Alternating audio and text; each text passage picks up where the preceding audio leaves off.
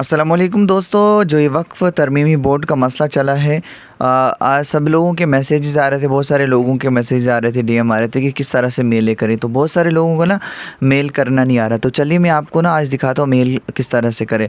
मेरी रिक्वेस्ट रहेगी, गुजारिश रहेगी हर मुसलमान व्यक्ति से, हर मुसलमान से रहेगी कि हर एक बंदा जो है मेल करे। मैं जिस तरह से दिखाऊँगा डिस्क्रिप्शन में लिंक दिया हुआ है, आप वहाँ पर जाइए, क्लिक करिए और फिर मैं दिखाता हूँ आपको स्क्रीन पर लेकर। ये देखो, एक मसला जो है ये सब मुसलमान का मसला है, हमारा मेरा एक का मसला नहीं, आपका नहीं, ये पूरे तमाम मुसलमानों का मसला है।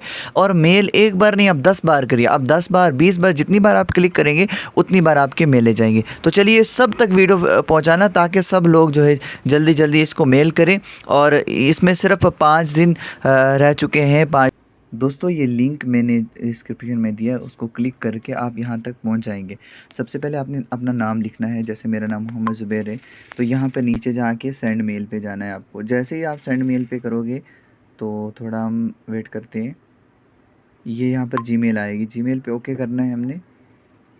उसके बाद यहाँ पर ये ऊपर आ रहा है सेंड का बटन, देखो सेंड का, आई मोहम्मद ज़ुबैर रिजेक्ट वक्फ अमेंडमेंट बिल 2024।